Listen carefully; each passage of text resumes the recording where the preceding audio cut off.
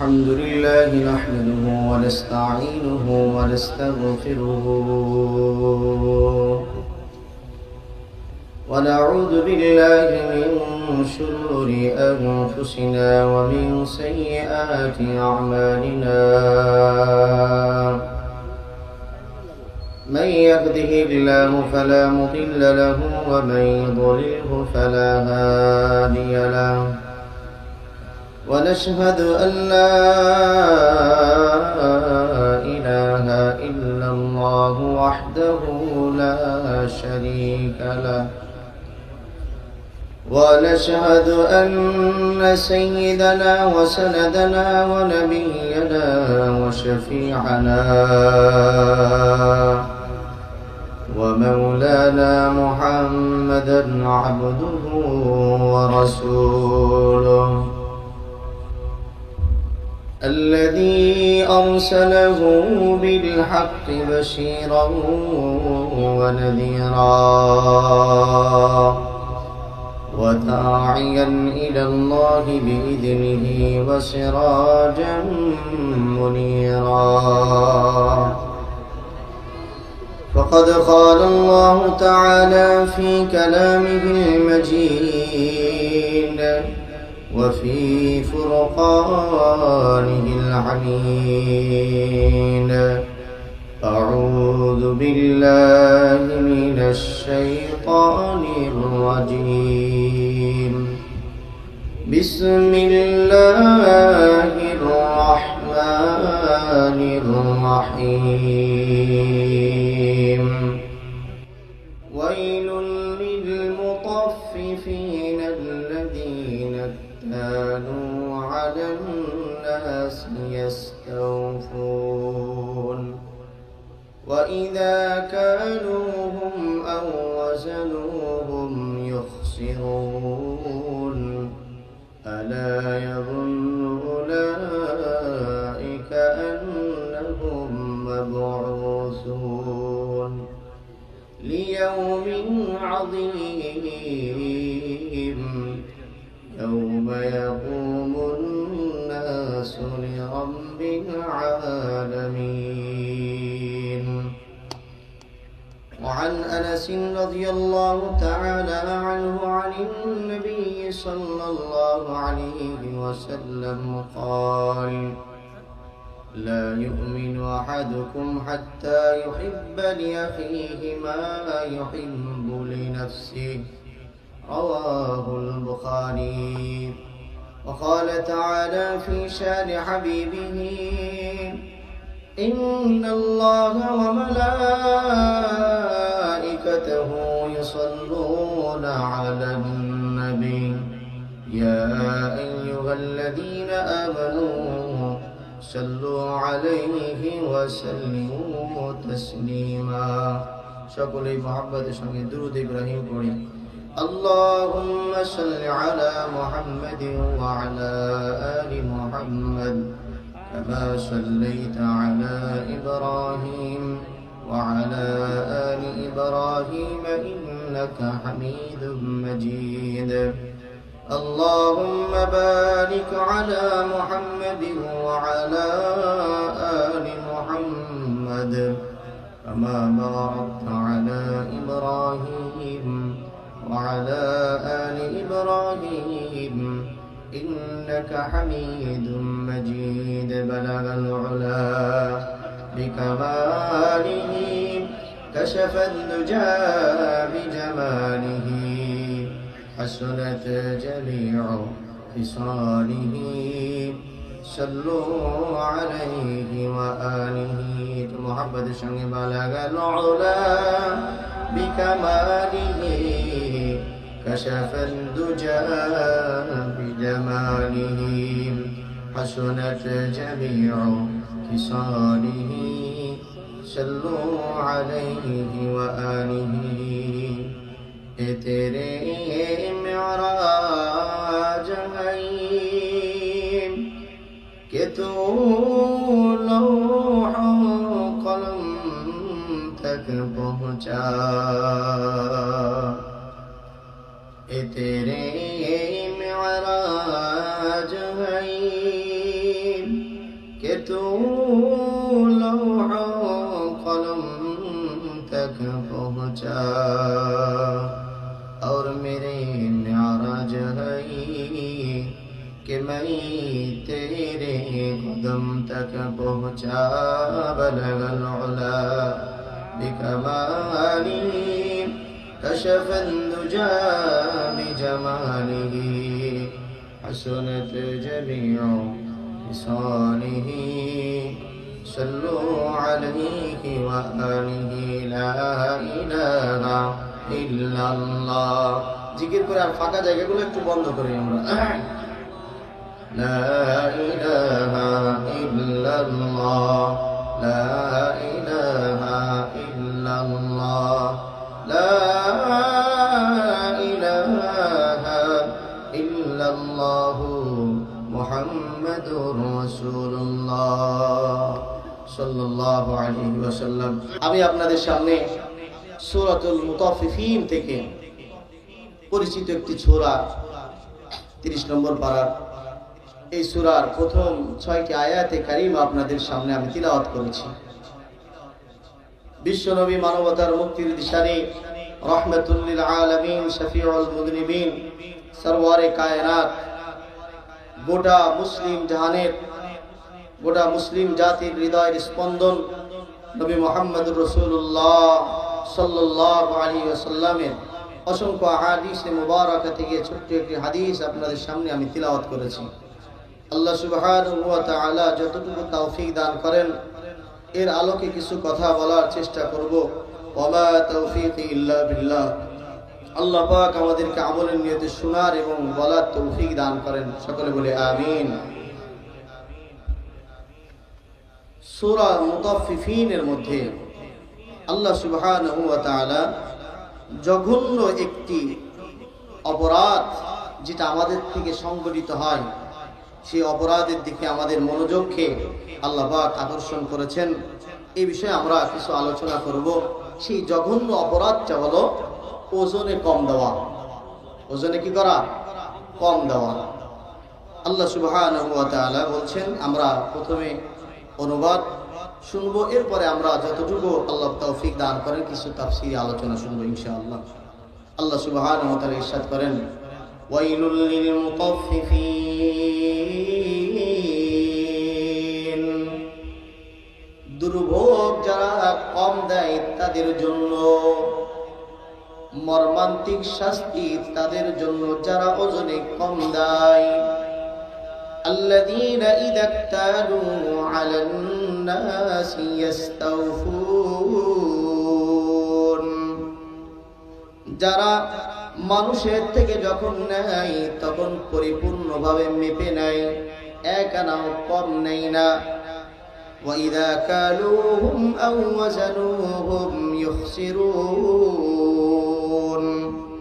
এবং মানুষকে যখন মেপে দেয়, ওজন করে দেয়, ইখসিরুন, তাদেরকে কম দেয়।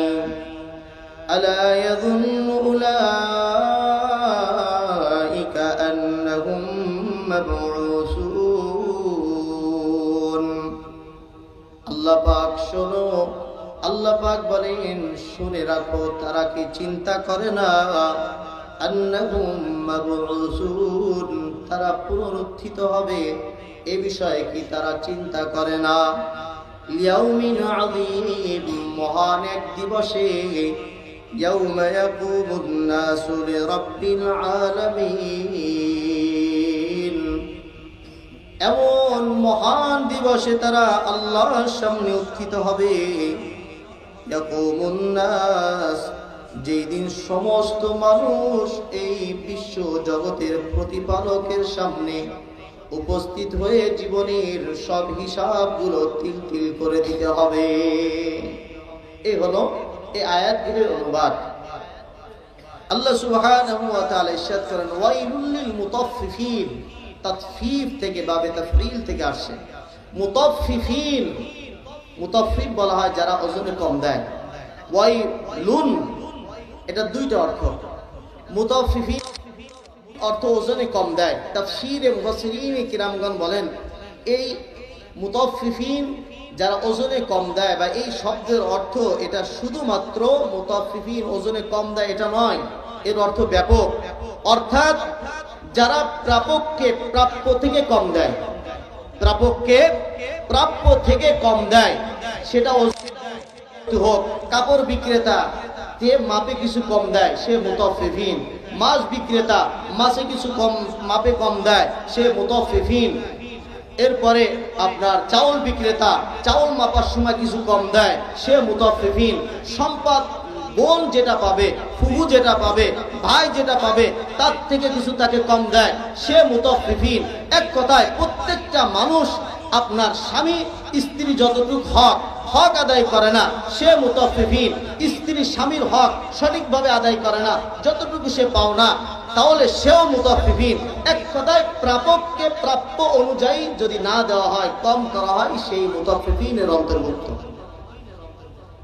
আল্লাহ পাক তাদের জন্য বলেন ওয়াইলুন, দুর্ভোগ তাদের জন্য যারা ওজনে কম দেয়, প্রাপককে তাদের প্রাপ্য থেকে কম দেয়। আর এক অর্থ হলো ওয়াইলুনের মর্মান্তিক শাস্তি, অর্থাৎ মর্মান্তিক শাস্তি, যন্ত্রণাদায়ক শাস্তি হলো তাদের জন্য যারা ওজনে কম দেয়, যারা মানুষকে ঠকায়, যারা মানুষকে তাদের প্রাপ্য হকগুলো সঠিকভাবে দেয় না, তাদের জন্য আল্লাহ পাক বলেন দুর্ভোগ, তাদের জন্য মর্মান্তিক শাস্তি। বলেন নাউযুবিল্লাহ, তাদের জন্য মর্মান্তিক শাস্তি। আল্লাযীনা ইযা ইক্তালু আলান নাস ইস্তাওফুন, যারা মানুষের থেকে যখন নেয় পরিপূর্ণভাবে নেয়, এক আনাও কম নিতে চায় না। ওয়া ইযা কালুহুম আও ওয়াজনুহুম ইখসিরুন, মানুষকে যখন দেয়, মেপে দেয়, ওজন দিয়ে দেয়, তখন কিছু কম দেওয়ার চেষ্টা করে, একটু লাভবান হওয়া যাবে। যদি 10 কেজিতে 500 গ্রাম যদি একটু ভেজাল দিয়ে দেওয়া হয়, কম দেওয়া হয়, কত বড় একটা লাভবান হয়ে যাওয়া সুযোগ থাকে। বলেন তো এমন বুজুর্গ আমাদের সমাজ আছে না নাই? এই বাজারে মনে হয় নাই, আমার জানা মতো অনেক আছে। যাও বলবো না, যেহেতু আমি বাজার করি, এই বাজার এজন্য নাম বলা যাবে না। যাও এরকম কিছু বুজুর্গ আমাদের সমাজে আছে। মনে করছি আমি লাভবান হচ্ছি, মনে রাখবেন যতটুকু লাভবান হবেন তার থেকেও বহু কিছু আপনি হারাবেন। যতটুকু লাভবান হবেন মানুষকে ঠকিয়ে, খাদ্যে ভেজাল দিয়ে, ওজনে কম দিয়ে, তার থেকেও আপনি বেশি ক্ষতিগ্রস্ত হবেন। বেশি ক্ষতিগ্রস্ত কোথার থেকে যাবে বুঝতে পারবেন না। 500 টাকা একজনকে ঠকিয়েছেন, বাড়িতে যাবেন, ম্যাডামকে নিয়ে হাসপাতালে যেতে হবে, ছেলেটা হঠাৎ করে পেটে ব্যথা, হাসপাতালে 5000 টাকা শেষ। হয় কি হয় না? কেন হয়েছে? এটা আমাদের হাতের কামাই, এটা আমাদের অর্জিত সম্পদ। আমি ওই যে ঠকিয়েছি, কেউ না দেখলে কে দেখেছেন? বলেন কি আল্লাহ দেখেছেন কি দেখেন নাই? কিন্তু আমার আল্লাহর চক্ষুকে ফাঁকি দেওয়া যায় না। একজনকে ঠকিয়ে মনে করছি আমি লাভবান হয়ে গেলাম। আল্লাহ বলে বান্দা না না, তুমি ঠকিয়েছো, মিথ্যা কথা বলায় ঠকিয়েছো, ভেজাল দিয়ে ঠকিয়েছো, ওজনে কম দিয়ে ঠকিয়েছো। দুনিয়ার কেউ জানে নাই, যাকে দিয়েছে সে বুঝতেও পারে নাই। আমি আল্লাহ বুঝেছি, আমার নিরীহ ওই সরল বান্দাকে তুমি ঠকিয়েছো। আমি আল্লাহ এর থেকেও বড় বিপদের সম্মুখীন তোমাকে করিয়ে দিব, তুমি টেরও পাবে না। তো আল্লাহ পাক বলছেন ওয়াইদা কালুহুম আও ওয়াজানুহুম ইখসিরুন। এটা করে কেন? তারা আখিরাতের চিন্তা করে না। তো এই ওজনে কম দেওয়া, এই গুনাহ, এটা এত বড় একটা জঘন্য গুনাহ, যেটা হযরতে শুআয়ব আলাইহিস সালাতু ওয়াস সালাম তার সম্প্রদায়ের মধ্যে এই গুনাহটা ব্যাপকভাবে ছিল। শুআয়ব আলাইহিস সালাতু ওয়াস সালাম আল্লাহ পাকের পয়গম্বর ছিলেন। তিনি তার কওমের মধ্যে কয়েকটা গুনাহ বেশি ছিল। একটা হলো কুফর ছিল, শিরক ছিল, ওজনে কম দেওয়া ছিল। বিশেষভাবে এই গুনাহটা তাদের মধ্যে প্রবল আকারে ধারণ করেছিল। মানুষকে কম দেওয়া, মানুষকে ঠকানো। শুআয়ব আলাইহিস সালাতু ওয়াস সালাম তাদেরকে বুঝালেন যে তোমরা এই কাজটা করো না, মানুষকে ঠকিও না, মানুষকে তোমরা তাদের প্রাপ্য বুঝিয়ে দাও। আল্লাহ তোমাদের সম্পদের মধ্যে বরকত দিবেন, আল্লাহ তোমাদের হায়াতের মধ্যে বরকত দিবেন।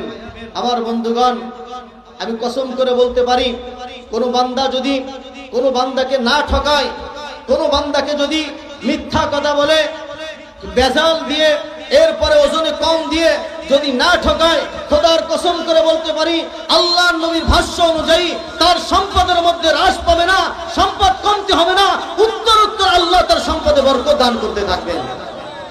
সুবহানাল্লাহ। আমরা বুঝি না, এজন্য কম দিতে চাই। শুআয়ব আলাইহিস সালাম তার কওমকে বুঝালেন, তোমরা ওজনে কম দিও না, এই গুনাহটা করো না। কিন্তু তারা একঘেয়েমি। নবী এই কথা বলতেন, আমরা কত লাভ করি, মানুষকে ঠকিয়ে কত লাভ হয়ে যায়, কিছু ওজনে কম দিলে কত লাভবান হয়। তো তারা পাল্টা শুআয়ব আলাইহিস সালামকে বললেন, আসসালাতুকা তা'মুরুকা আন নাতরুকা মা ইয়া'বুদু আবাউনা আও আন নাফআলা ফি আমওয়ালিনা মা নাশা। শুআয়ব আলাইহিস সালাম তার সম্প্রদায়কে যখন দাওয়াত দিলেন, ও আমার সম্প্রদায়, তোমরা কুফরি করো না, শিরক করো না, মানুষকে তোমাদের মধ্যে ওজনে কম দিয়ে ঠকানোর যে প্রবণতা, এটা তোমরা করো না, আল্লাহ তোমাদের সম্পদে বরকত দিবেন।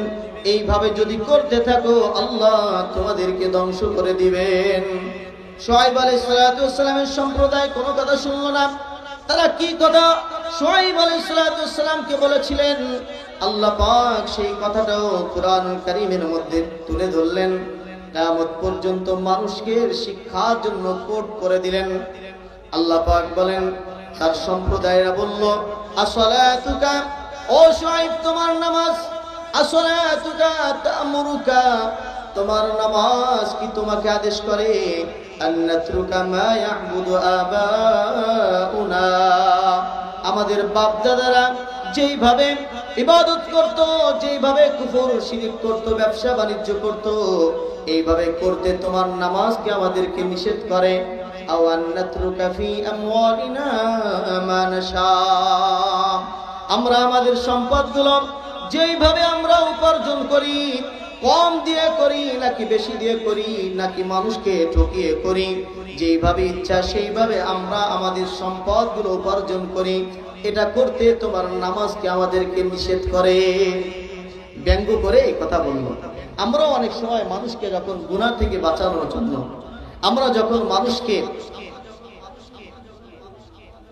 আল্লাহর সঙ্গে শিরক থেকে বাঁচানোর জন্য, কুফরি থেকে বাঁচানোর জন্য, বিদআত থেকে বাঁচানোর জন্য, অপসংস্কৃতি থেকে বাঁচানোর জন্য, যখন দ্ব্যর্থহীন ভাবে এই মঞ্চ থেকে বিভিন্ন মিডিয়ার মাধ্যমে উলামায়ে কেরাম, নবীর উত্তরাধিকারীরা বলিষ্ঠ কণ্ঠে যখন কথা বলতে শুরু করে দেয়, ওই রকম শুআয়ব আলাইহিস সালামের সম্প্রদায়ের মতো কিছু মুনাফিক আর নাস্তিক আছে, তখন উলামায়ে কেরামকে শত্রু হিসেবে তাদের বিরুদ্ধে কথা বলা শুরু করে দেয়।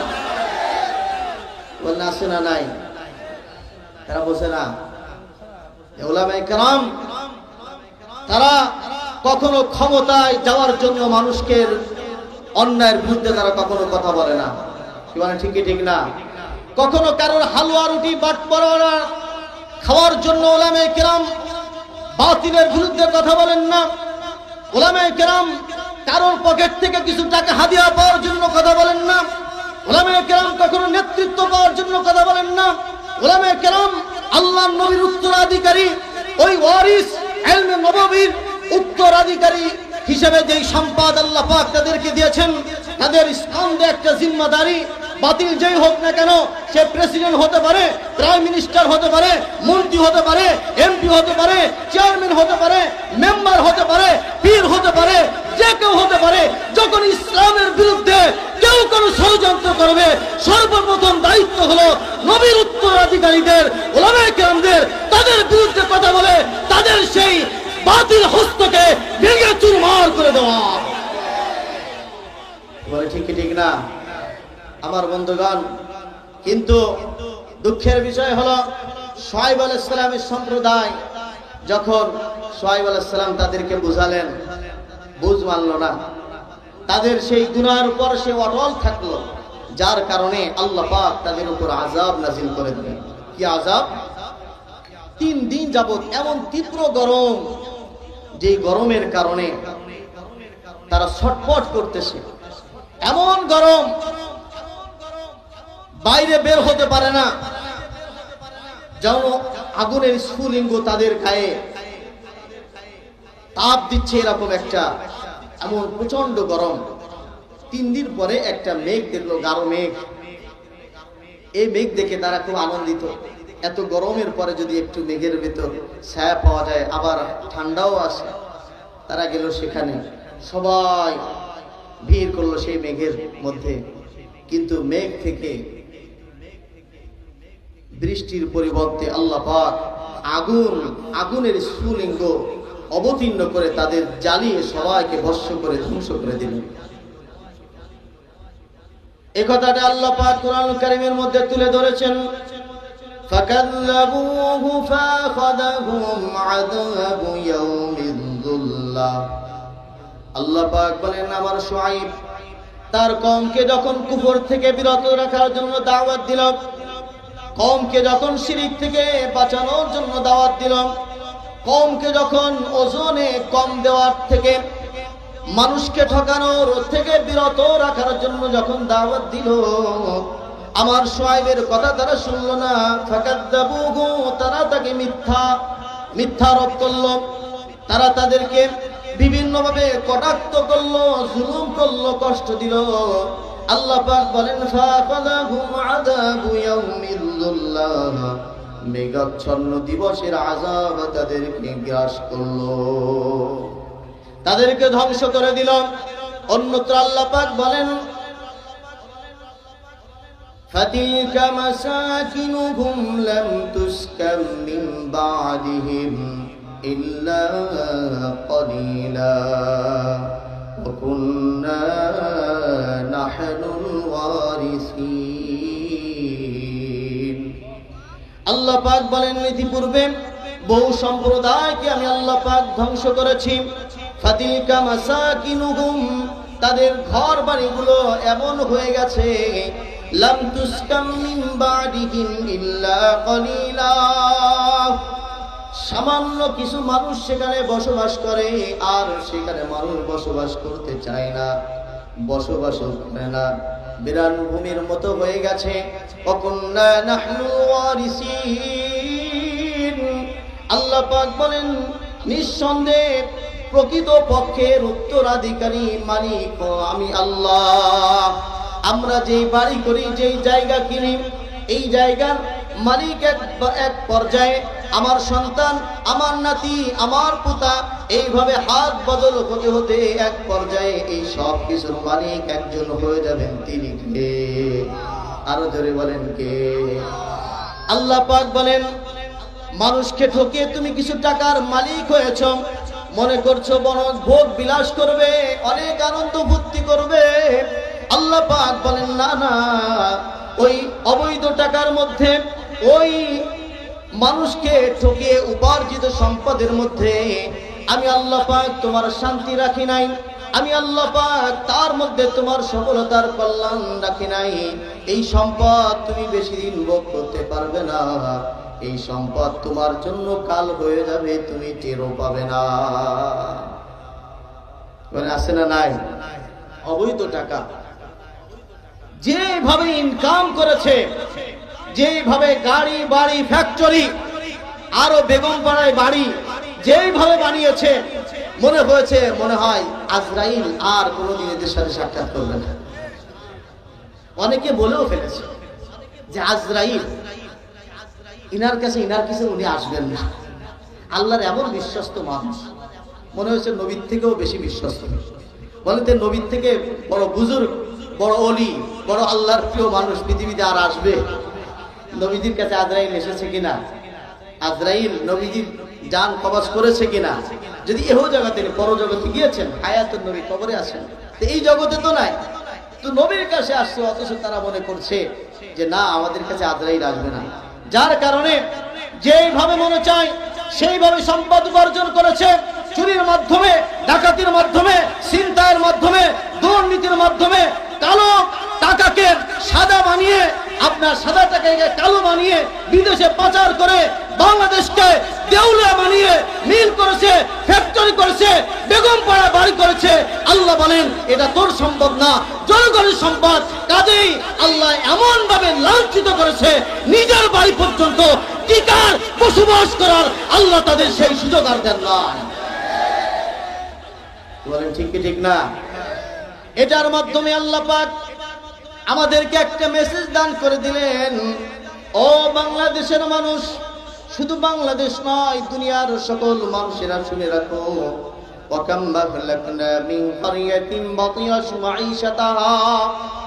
আমি আল্লাহ পাক অনেক সম্প্রদায়কে ধ্বংস করেছি যারা দুনিয়ায় তাদের অহংকারের সঙ্গে বসবাস করত, দাম্ভিকতা নিয়ে দম্ভ ভরে যারা বসবাস করত। আমাদের কেউ কোনোদিন কিছুই করতে পারবে না, আমাদের ক্ষমতার লয় হবে না, ক্ষয় হবে না, আমাদের কোনো আমাদের ক্ষমতাচ্যুত হবে না।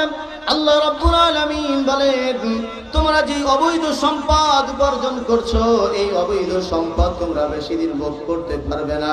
কাজেই মানুষের সম্পদ যাদের প্রাপ্য তাদেরকে বুঝিয়ে দাও। একটা টাকাও অবৈধ ভাবে তোমরা ইনকাম করো না, ব্যাংক ব্যালেন্সে জমা করো না, সন্তানকে ফাঁকি দিও না, ভাইদেরকে ফাঁকি দিও না, বোনদেরকে ফাঁকি দিও না, কাস্টমারদেরকে ফাঁকি দিও না। যদি দাও আল্লাহ পাক তোমাদের ওই সম্পদের মধ্যে এমন ভাবে বরকত আল্লাহ উঠিয়ে নিবেন, ওই সম্পদ ভোগ করতে তোমরা পারবে না। কখন যে সম্পদগুলো হাত থেকে চলে যাবে তোমরা বিন্দু পরিমাণও টের পাবে না। আবার বন্ধুগণ, তো শুআয়ব আলাইহিস সালামের সম্প্রদায়কে আল্লাহ সুবহানাহু ওয়া তাআলা যেই সমস্ত অপরাধের কারণে ধ্বংস করেছিলেন তার মধ্যে বড় অপরাধ ছিল ওজনে কম দেওয়া, মানুষকে ঠকানো। রাইসুল মুফাসসিরিন হযরত আব্দুল্লাহ ইবনে আব্বাস রাদিয়াল্লাহু তাআলা আনহু উনি বলেন, এই মানুষ মুতাফফিফিন যারা ওজনে কম দেয় তাদের জন্য দুর্ভোগ। মুতাফফিফিন শুধুমাত্র ওজনে কম দেওয়া, তাদেরকে মুতাফফিফিন নয়, তাদেরকেই শুধু বলে, বিষয়টা এমন নয়। উনি বলেন, শিদ্দাতুল আযাবি ইয়াওমাইযিন লিল মুতাফফিফিন মিনাস সালাতি ওয়াজ যাকাতি ওয়াস সিয়ামি ওয়া গায়রি যালিকা মিনাল ইবাদাত। রাইসুল মুফাসসিরিন হযরত আব্দুল্লাহ ইবনে আব্বাস রাদিয়াল্লাহু তাআলা আনহু বলেন, কঠিন আযাব তাদের জন্য যারা মুতাফফিফিন আছে তাদের জন্য কঠিন আযাব। উনি মুতাফফিফিনের তাফসীর বলেন, এটা যেমনি ভাবে ওজনে কম দেওয়া, প্রাপককে প্রাপ্য কম দেওয়া, মানুষের হক নষ্ট করা, এটা যেমন মুতাফফিফিনের অন্তর্ভুক্ত, ঠিক তদ্রূপ ভাবে মিনাস সালাতি ওয়াজ যাকাতি ওয়াস সিয়ামি, আল্লাহর হক নামাজ আদায়ের মধ্যে যদি কেউ ত্রুটি করে, নামাজ যেভাবে পড়া দরকার সেইভাবে পড়ে না, 5 ওয়াক্ত নামাজ ফরজ 2 ওয়াক্ত পড়ে, 1 ওয়াক্ত পড়ে, সপ্তাহে একদিন পড়ে, এমন মুসল্লি বুজুর্গ পীর আউলিয়া আমাদের সমাজে আছে না নাই? আছে না নাই? দৈনিক 1 ওয়াক্তর মুসল্লি বাজারে থাকে, কেউ যদি না পড়ি মানুষ কি বলবে? সপ্তাহে একদিন মসজিদে যদি হাজিরা না দেয় তাহলে হাজী সাহেব মানুষ আর বলবে না? আছে না নাই? তো উনি বলেন, যারা মিনাস সালাতি নামাজের ব্যাপারে ত্রুটি করবে, নামাজ সঠিকভাবে পড়বে না, আবার যদি কখনো পড়ে নামাজে দাঁড়িয়েছে দোকান 3টা না 4টা, যাই হোক যে কয়টা আছে তার হিসাব নামাজের মধ্যে হয়ে যায়, সময় পায় না, নামাজের মধ্যে হিসাব করছে। এক চাচা নামাজে লুকমা দিয়েছে, পাশের থেকে একজন বলছে, চাচা আপনার নামাজ 3 রাকাত হয়ে গেছে, 4 রাকাত। বলে না, এটা আমার 4 রাকাতে পড়েছে। বলে আপনি এত ইয়াকিনের সঙ্গে, কনফিডেন্সের সঙ্গে কিভাবে বললেন যে আপনি 4 রাকাত? বলে আমার 4টা দোকান, আমি 4 রাকাত নামাজ 4টা দোকানে হিসাব করে আমার 4টা দোকানে হিসাব হয়েছে। তাহলে এর দ্বারা আমি বুঝেছি আমার নামাজ সঠিক হয়েছে। তো নামাজের মধ্যে যারা ত্রুটি করে, সূরা মাউনের মধ্যে আল্লাহ পাক বলেন, ফাওয়াইলুল লিল মুসাল্লিন আল্লাযীনা হুম আন সালাতিহিম সাহুন। ওই সকল মুসল্লিদের জন্য দুর্ভোগ যারা নামাজের মধ্যে অলসতা করে, নামাজ সঠিকভাবে আদায় করে না, আবার নামাজ যদিও পড়ে, জোহরের নামাজ গিয়ে আসরের সময় পড়ে, আবার অনেক সময় কাজা করে ফেলে, অলসতা করে, এদের জন্য দুর্ভোগ। মিনাস সালাতি ওয়াজ যাকাতি, যাকাত দেয় কিন্তু ত্রুটি করে যাকাত দেয়। যাকাত আল্লাহ পাক ওয়াজিব করেছেন 10 লক্ষ টাকা অথবা 1 কোটি টাকা। 100 কোটি টাকা যদি কারোর থাকে, 2.5 কোটি টাকা তার যাকাত এসে যায়। যাকাতের সময় এলে বাজারে গিয়ে কিছু পুরাতন কাপড় কেনে, যাকাতের কিছু শাড়ি লুঙ্গি কেনে, 2 লক্ষ টাকার কিনেছে, অনেক বড় গাঁট হয়ে গেছে। যাকাতের আলাদা শাড়ি পাওয়া যায়, আলাদা লুঙ্গি পাওয়া যায়। আপনারা দেখবেন ঈদের সময় গিয়ে বিভিন্ন দোকানে লেখা থাকে এখানে যাকাতের শাড়ি পাওয়া যায়, মানে আছে না নাই? যাকাতের লুঙ্গি পাওয়া যায়, তার মানে কি? ব্র্যান্ডের লুঙ্গি, আমানত শাহ লুঙ্গি, একেবারে নিম্ন স্তরের লুঙ্গি, নিম্ন স্তরের শাড়ি, যেগুলো একবার আপনার পরে যদি ধোয়া হয় দ্বিতীয়বার আর পরা যায় না, এমন কিছু কাপড় পাওয়া যায়। এই কাপড়গুলো এনে এরপরে মিডিয়া দাওয়াত দিয়ে তারপরে এগুলো আপনার প্রচার করে যে অমুক সাহেব 1000 মানুষকে যাকাত দিয়েছে। আবার অনেকেই পাড়াপাড়ি, অনেকেই ভিড়ে আহত হয়ে যায়, নিহত হয়ে যায়, এরকম সংবাদও বাংলাদেশে পাওয়া গিয়েছে। তো এইভাবে যাকাত দেওয়া এটা ইসলামের বিধান নয়। আপনাকে 1000 মানুষকে যাকাত দেওয়ার জন্য ইসলাম বলে নাই। আপনি 100 জন মানুষকে দেন, কিন্তু মানসম্মত, রুচিসম্মত সেই পোশাকগুলো তাদেরকে দেন যেটা আপনি পরিধান করেন। এভাবে যাকাত দেওয়া। তো যাকাতে যারা ত্রুটি করে তারাও এই মুতাফফিফিনের অন্তর্ভুক্ত। ওয়াসিয়াম, যারা রোজার মধ্যে ত্রুটি করে তারাও এই মুতাফফিফিনের অন্তর্ভুক্ত। ওয়াগাইরি যালিকা মিনাল ইবাদাত, ইবনে আব্বাস রাদিয়াল্লাহু আনহু বলেন, যারা ইবাদতের মধ্যে ত্রুটি করে এরাও এর অন্তর্ভুক্ত হয়ে যাবে। আল্লাহ পাক আমাদেরকে হেফাজত করে বলে আমিন। কোন ব্যক্তি যদি মজুরকে মজুরি কম দেয়, অনেক মানুষ আছে আমাদের যাদেরকে আল্লাহ পাক দায়িত্বশীল বানিয়েছেন, টাকা পয়সাওয়ালা বানিয়েছেন, তাদের অধীনে কর্মচারী থাকে। এই কর্মচারীদেরকে হাড় ভাঙা খাটুনি খাটায়, সামান্য পরিমাণে একটু আরাম তাদেরকে করতে দেয় না। এরপরে যখন বেতন দেওয়ার সময় আসে তখন কেমন যেন কলিজাটা ফেটে যায় তাদেরকে বেতন দিতে, কারণ আসে না নাই। আবার দিলেও গরিমসি করে, আজকে না কালকে, কালকে না পশু, পশু না তশু, এইভাবে ঘুরাতে থাকি। মাসে 1 মাসের বেতন 2 মাসে 3 মাস পরে গিয়ে দেয়, বলে আসে না নাই। এরাও মুতাফফিফিনদের অন্তর্ভুক্ত। আল্লাহর নবী বলেন, আতুল লাজিরা আজরাহু ক্বাবলা আন ইয়াজুফা আরাকুহু।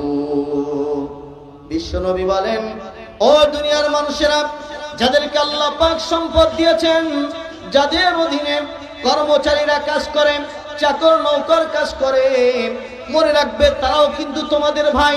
তারা যদি না থাকতো তোমরা কিন্তু চলতে পারতে না। ভ্যান চালক, রিক্সা চালক, মিস্ত্রি, এরপরে দিন মজুর যদি না থাকতো, বলেন তো কোটিপতিরা তারা কি আরামের ঘরে, এসির ঘরে বসবাস করতে পারতো? পারতো? তারা পারতো না।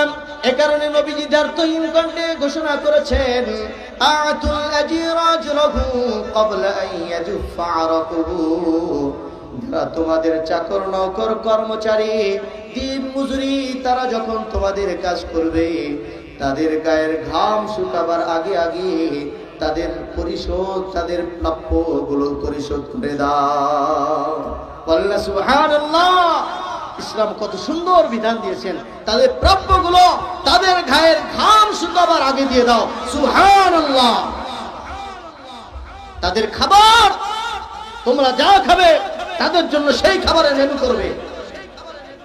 বড় দুঃখের বিষয়, অনেক চাকর নৌকর কর্মচারী আছে, মালিক পোলাও, বিরিয়ানি, জর্দা, কুরমা খায়, খাসির রেজালা, এরপরে গরুর গোশত দিয়ে খায়, আর কর্মচারীকে একেবারে উচ্ছিষ্ট কিছু খাবার দেয়।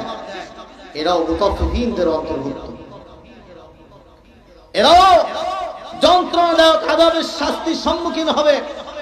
হাকিমুল উম্মত মুজাদ্দিদুল মিল্লাত শাহ আশরাফ আলী থানভী রাহমাতুল্লাহি আলাইহি বলেন, যদি কোনো মালিক তার কর্মচারীর সঙ্গে চুক্তিবদ্ধ হয় 2 বেলা তোমাকে খেতে দেওয়া হবে আর এই কাজগুলো তুমি করবে, তাহলে উনি বলেন যে মালিক যেই খাবার খাবে সেই রুচিসম্মত খাবার, যে স্বাস্থ্যসম্মত খাবার, ওই হুবহু সেই খাবারটাই তার কর্মচারী, তার বাড়ির চাকরকে খেতে দিতে হবে, নতুবা সেও এই মুতাফফিফিনের অন্তর্ভুক্ত হয়ে আল্লাহর বিচারে কাঠ দাঁড়াতে হবে। এটাই হলো ইসলাম। ইসলাম সাম্যতা শিক্ষা দেয়, ইসলাম সাম্য, মৈত্রী, ভালোবাসা শিক্ষা দেয়। জোরে বলেন সুবহানাল্লাহ। ইসলাম বৈষম্য শিক্ষা দেয় না।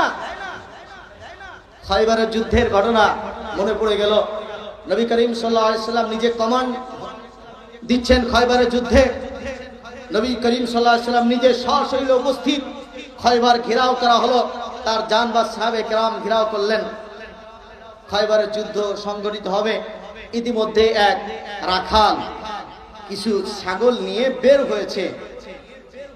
বের হয়ে তার কৌতূহল জাগলো। অনেক তো নাম শুনেছি, মুহাম্মদুর রাসূলুল্লাহ সাল্লাল্লাহু আলাইহি ওয়াসাল্লাম, এনার অনেক নাম শুনেছি, দেখি তিনি কেমন মানুষ। এসে মানুষের কাছে জিজ্ঞাসা করছে, ভাই মুহাম্মদুর রাসূলুল্লাহ যিনি আজকের কমান্ডার, আজকের যিনি প্রধান, তিনি কোথায়? আমি তার সঙ্গে একটু দেখা করতে চাই। সবাই বললেন, একজন বললেন ওই যে একটা ঝুপড়ি ঘর, ওইখানে আমাদের সেনা প্রধান, আমাদের বিশ্বনবী মুহাম্মদুর রাসূলুল্লাহ ওইখানে বসে আছেন। সুবহানাল্লাহ। উনি বিশ্বাস করতে পারলেন না যে এত বড় একজন নেতা, বিশ্বনবী একটা ঝুপড়ির ঘরে থাকবে, এটা কল্পনা করা যায় না। আরেকজনকে জিজ্ঞাসা করলেন, উনি ওটাই বললেন। আরেকজনকে জিজ্ঞাসা করলেন, উনি সেটাই বললেন যে উনি ওইখানে আছেন। উনি বিশ্বাস করে ঢুকলেন, দেখেন বিশ্বনবী মুহাম্মদুর রাসূলুল্লাহ সাল্লাল্লাহু আলাইহি ওয়াসাল্লাম উনি ওইখানে বসা আছেন। এসে জিজ্ঞাসা করলেন, ইয়া রাসূলুল্লাহ আপনি কি পয়গাম নিয়ে আগমন করেছেন, এখানে এনেছেন? আল্লাহর নবী তাকে তাওহীদের কথা শিক্ষা দিলেন। আমি আল্লাহ পাকের পক্ষ থেকে প্রেরিত, আল্লাহ পাক আমাকে জানিয়ে দিয়েছেন তোমরা বলো কুলু লা ইলাহা ইল্লাল্লাহ তুফলিহু, তোমরা বলো এক আল্লাহ ছাড়া আর কোনো মাবুদ নাই, আল্লাহ পাক ছাড়া কোনো ইবাদতের উপযুক্ত কেউ নাই। আল্লাহ দুনিয়াও তোমাদেরকে সফলতা দান করবেন, আখিরাতেও আল্লাহ তোমাদেরকে জাহান্নাম থেকে মুক্তি করে জান্নাত দান করে দিবেন। এই পয়গাম আল্লাহ পাক আমাকে দিয়েছেন। বললেন, ইয়া রাসূলুল্লাহ আমি যদি আপনার এই পয়গাম মেনে নেই তাহলে আমার কি সুযোগ সুবিধা? নবীজি বললেন, আমরা তোমাকে আমাদের বুকের সঙ্গে মিলিয়ে নেব। বলে সুবহানাল্লাহ। আমরা আমাদের সাথীরা যেই সুযোগ সুবিধা পায় তুমি সেই সব সুযোগ সুবিধা পাও। একথা যখন বলছেন তখন ওই রাখাল বলছে, ইয়া রাসূলুল্লাহ এটা কিভাবে সম্ভব?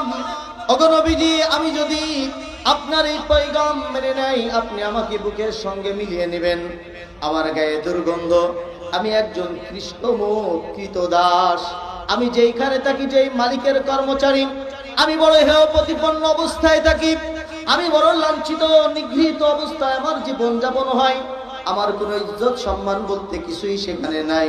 নবীজি বললেন, সব কিছুই তোমাকে দেওয়া হবে, তুমি যদি মুসলমান হয়ে যাও আর এই খায়বারের যুদ্ধে যদি তুমি রণাঙ্গনে যদি শহীদ হয়ে যাও, আল্লাহ পাক তোমার এই কৃষ্ণ মুখ আর রাখবেন না, আল্লাহ পাক তোমার চেহারাকে পূর্ণিমার চাঁদের মতো উজ্জ্বল করে দিবেন। তোমার গায়ে যেই দুর্গন্ধ, এই দুর্গন্ধ আর থাকবে না, তোমার গায়ে আল্লাহ পাক মেশকাম্বরের মতো সুগন্ধযুক্ত তোমাকে বানিয়ে দিবেন। আল্লাহর নবীর এই কথাগুলো যখন শুনলেন তখন ওই রাখাল সঙ্গে সঙ্গে কালিমা পড়ে নিল, লা ইলাহা ইল্লাল্লাহু ওয়া আশহাদু আন্না মুহাম্মাদার রাসূলুল্লাহ। যেরকম আল্লাহু আকবার। ইসলাম তো এটা শিক্ষা দেয়, যখনই একজন ঈমান এনেছে, কালিমা পড়েছে, আল্লাহর প্রতি বিশ্বাস করেছে, বিশ্ব নবীকে মেনেছে, সে চাকর হোক, নৌকার হোক, দিন মজুর হোক, সে আমার ভাইয়ে ভাইয়ে পরিণত হয়ে গেছে। সুবহানাল্লাহ। সে আর আমির আর উজির নাই। তুমি যেই নামাজ যাই নামাজের নামাজ পড়ো, তোমার পাশে যদি তোমার চাকর আসে, এসে দাঁড়িয়ে যায়, তোমাকে ইসলাম এই ক্ষমতা দেয় না, হে চাকর তুমি পিছনে যাও, এটা ইসলাম তোমাকে ক্ষমতা দেয় না। না, এটা আল্লাহর মসজিদ, এখানে এসে সবাই সমান। বলেন না সুবহানাল্লাহ। এক হি সফ মে খড়ে হো গয়ে মাহমুদ ও আয়াস, এক হি সফ মে খড়ে হো গয়ে মাহমুদ ও আয়াস, না কোই বান্দা রহা না কোই বান্দা নওয়াজ। আল্লাহু আকবার। আল্লামা কবি ইকবাল বলেন, এক কাতারে বাদশাহ মাহমুদ দাঁড়িয়েছে, তার চাকর নওয়াজও দাঁড়িয়েছে। যখন নামাজের কাতারে দাঁড়িয়েছে, এখন বাদশাহ মাহমুদও নাই, তার গোলামও নাই, দুইজনই আল্লাহর গোলামে পরিণত হয়ে গেছে। সুবহানাল্লাহ। ইসলাম এটা শিক্ষা দেয়। ইসলাম বৈষম্য শিক্ষা দেয় না। যে বৈষম্যর জন্য আজকে বৈষম্য বিরুদ্ধে, বৈষম্য দূর করার জন্য আজকে হাজার হাজার মানুষ প্রাণ দিয়েছে। এটা ইসলামের মানসা, ইসলামের মাকসাদ। যে বৈষম্য সেটা ব্যক্তিগত হোক, পারিবারিক হোক, সামাজিক হোক, রাষ্ট্রীয় হোক, কেন্দ্রীয় হোক, যে কোনো জায়গায় ইসলাম কখনো বৈষম্যকে বরদাস্ত করে না। কি বলে ঠিক কি ঠিক না? আমার মামু, আমার খালু, আমার ভাই, আমার ভাতিজা, আমার নাতি, আমার পুত্রী, যোগ্যতা থাকুক না থাকুক, তাকে বড় পোস্ট দিতে হবে, বড় চাকরি দিতে হবে, বড় অফিসার বানাতে হবে। বলেন এমন একটা সময় আমাদের অতিবাহিত হয়েছে কিনা? কিন্তু অযোগ্যকে যখন চেয়ারে বসানো হয়, যে যে যোগ্য না, এটা কিয়ামতের একটা আলামত। নবীজি যে সমস্ত আলামত বলেছেন তার মধ্যে একটা হলো অযোগ্যকে যোগ্য ব্যক্তির চেয়ারে বসা। এটার দ্বারা সমাজ কলুষিত হয়, সামাজিকতা নষ্ট হয়, সমাজের শৃঙ্খলা নষ্ট হয়, বিচার ব্যবস্থা নষ্ট হয়, শিক্ষা ব্যবস্থা নষ্ট হয়, স্বাধীনতা সার্বভৌমত্ব নষ্ট হয়। এই সব নষ্ট হওয়ার মূল কারণ হলো অযোগ্যকে যোগ্য ব্যক্তির চেয়ারে বসানো। আমরা চাই আমাদের এই বাংলাদেশের চেয়ারে আল্লাহ পাক যেন যোগ্য ব্যক্তিদেরকে বসান। যারা যোগ্য তারাই যেন চেয়ারের, যেই চেয়ারের যোগ্য সে তাকে সেই চেয়ারে আল্লাহ পাক যেন বসান। সকলে বলে আমিন। নবীজি বলেছেন, লা ইফলিহা কওমুন ওয়ালাউ আমারা আমরাহুম ইমরাতুন, আও কামা ক্বালা আলাইহিস সালাতু ওয়াস সালাম। নবীজি বলেছেন, ওই সম্প্রদায় তারা কখনো সফল হয় না যেই সম্প্রদায় তাদের নেতা, তাদের আমির একজন নারীকে নিযুক্ত করে। এটা বুখারী শরীফের হাদিস। আমরা দোয়া করি আল্লাহ পাক যেন আমাদের একজন পুরুষ খোদাভীরু যারা মানুষের জনগণের হক আদায় করবে তাদেরকে যেন আল্লাহ এই চেয়ারে বসান। সকলে বলি আমিন। আমার বন্ধুগণ, তো বলছিলাম যে আল্লাহ সুবহানাহু ওয়া তাআলা বলেন, ওয়াইলুল লিল মুতাফফিফিন, যারা মুতাফফিফ, যারা তাদের জন্য দুর্ভোগ, তাদের জন্য যন্ত্রণাদায়ক শাস্তি অপেক্ষা করছে। ওজনে কম দেওয়া তারাও মুতাফফিফিন, খাদ্যে ভেজাল দেওয়া তারাও মুতাফফিফিন, খাদ্যে ভেজাল দেয়। এরপরে কাপড় ব্যবসায়ী কাপড়ের মধ্যে যে ত্রুটিগুলো আছে এটা বলে দেয় না। অনেক সময় খাবারের এটা ত্রুটি থাকতেই পারে, মালের মধ্যে 1 নম্বর 2 নম্বর থাকতেই পারে। কি বলেন, থাকতে পারে কি পারে না? কিছু মাছ ভালো, কিছু মাছ খারাপ, কিছু কাপড় ভালো, কিছু কাপড় খারাপ, কিছু চাউল ভালো মানের, কিছু চাউল নিম্ন মানের, কি মানে আছে না নাই? এইগুলো মানুষকে বলে দেওয়া। নবীজির সুন্নাত হলো কি? এগুলো মানুষদেরকে বলে দেওয়া। যদি আপনি বলে দেন, মনে করবেন আমি আমার মালটা ত্রুটিযুক্ত, এই মালটা নিম্ন মানে, এটা যদি মানুষকে বলি তাহলে তো আমার লস হয়ে যাবে। আমার বন্ধুগণ, আল্লাহর কসম করে বললেও ভুল হবে না, কোন ব্যক্তি যদি তার বিক্রিত মাল, তার ব্যবসায়ী মাল যেটা নিম্নমানের, যেটা ত্রুটিযুক্ত, যেটা আপনার ক্ষতিগ্রস্ত অথবা কম দামি, সেটাকে বেশি মূল্যে না বিক্রি করে, সেটাকে ভালো না বলে, সেটা যদি ওই ত্রুটি মানুষের সামনে বলে যদি বিক্রি করে, আল্লাহ পাক তার ওই ব্যবসার মধ্যে উত্তরোত্তর বরকত দান করতে থাকবেন। সুবহানাল্লাহ। থানবী রহমাতুল্লাহ আলাইহি একজন ব্যবসায়ী বাঁশের ব্যবসা করতেন। ওনার কাছে বলে, হুজুর আমার ব্যবসা ভালো লাভ হয় না। উনি বলতেছেন, কি ব্যবসা করো? বলো, বাঁশ ব্যবসা করি। বলে, তুমি যে বাঁশের যে মান আছে, কিছু বাঁশ আছে কাঁচা, কিছু আছে পাকা, বাঁশের মধ্যে কোয়ালিটি আছে না, এগুলো মানুষকে বলবা। বলে বলে বললে বিক্রি হবে? হ্যাঁ, যেটা বলছি এটা শুনবা। ইসে হুজুর ওনার কথা তো শুনতে হবে। ওই ব্যক্তি যে ওইটা বলা শুরু করে দিল। কাস্টমার আসে, বলে ভাই আমার এই বাঁশটা কিন্তু কাঁচা, এটার দাম একটু কম। এই বাঁশটায় কিন্তু এখানে পোকা আছে, এটা একটু দাম কম। এই বাঁশটা বেশি দিন টেকসই হবে না, এটার দাম আরো একটু কম। আর এই বাঁশটা ভালো। এইভাবে যখন বলতে লাগলেন, একদিন 2 দিন যায়। যখন কাস্টমার এসে 2-1 জন এসে দেখে, ওই ব্যক্তির কাছে গেলে দেখি সব কিছু বলে দেয়। আমরা জানি না, কারণ বাঁশ কেমন সবাই কি বোঝে? সবাই বোঝে না। যখন উনি বলে দিলেন, সমাজের মধ্যে কয়েকদিনের মধ্যেই সারা পড়ে গেল। ওই ব্যক্তি মানুষকে ঠকায় না, 2 নম্বর মাল 1 নম্বর বলে বিক্রি করে না, কাঁচা বাঁশ পাকা বাঁশ বলে বিক্রি করে না। এরপরে এমন ভিড় শুরু হয়ে গেল, 1 মাস এসে হুজুরের কাছে এসে বলে, হুজুর আপনি যে ঔষধ, যেই টেকনিক আমাকে বলে দিয়েছেন, আগে তো কাস্টমার আমার দোকানে আসতো না, এখন কাস্টমারকে ঠেলায় আমি দোকানে বিক্রি করে পারি না। জোরে কন্যা সুবহানাল্লাহ। এই বরকত দিয়েছেন কে? সততার কারণে না 2 নম্বরের কারণে? সততার কারণে না 2 নম্বরের কারণে?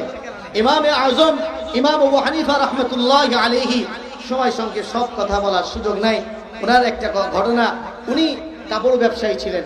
এই পৃথিবীর মধ্যে আপনার রাসূল করিম সাল্লাল্লাহু আলাইহি ওয়াসাল্লাম সাহাবায়ে কিরামের পরে উনি তাবেঈ ছিলেন। যত ইমাম আসছে সব থেকে বড় ইমাম ইমামে আজম আবু হানিফা রাহমাতুল্লাহি আলাইহি, উনি কাপড় ব্যবসা করতেন। একটা থান এসে ওই কাপড়ের মধ্যে একটু ত্রুটিযুক্ত। তো উনি ওনার কর্মচারী, উনি তো সবসময় বসতেন না, উনি মাসলা মাসাইল অনেক দিনের কাজ ছিল।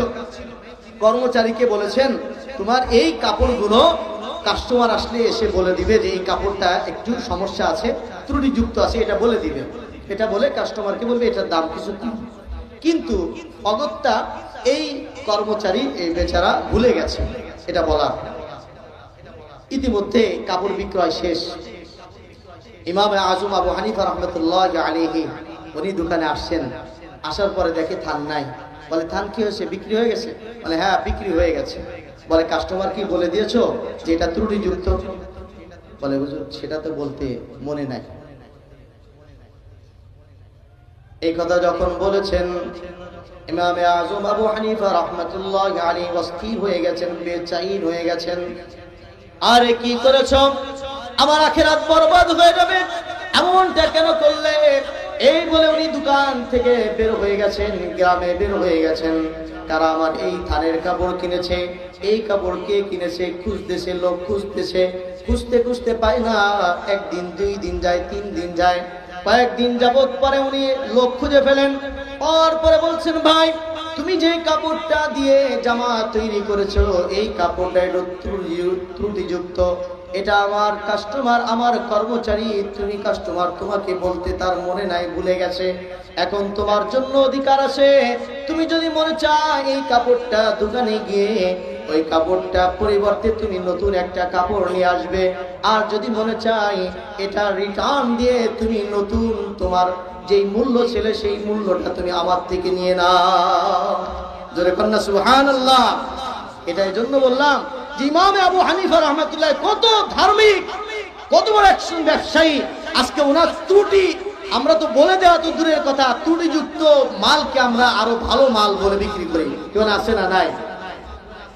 অনেক দোকানে লেখা থাকে, আমি বলি যে বিক্রিত মাল ফেরত দেওয়া হবে না। না, এটা ইসলাম সম্মত নয়। বিক্রিত মাল ফেরত দেওয়া হবে না কেন? আপনি যে মালটা বিক্রি করলেন, কাস্টমার অনেক সময় না বুঝে বিক্রি বাড়ি নিয়ে যেতে পারে। বাড়ি নিয়ে যাওয়ার পরে যখন তার স্বামী দেখেছে অথবা ভাই দেখেছে যে এই মালটা তো অনেক লস হয়ে গেছে, তুমি এটা ফেরত দিয়ে আসো, আপনি বললেন দোকান থেকে বের হয়ে গেলে আর নট এলাও, এটা আর কবুল করা হবে না, গ্রহণ করা হবে না। এই অধিকার আপনাকে কে দিয়েছে? না, এটা দেয় নাই।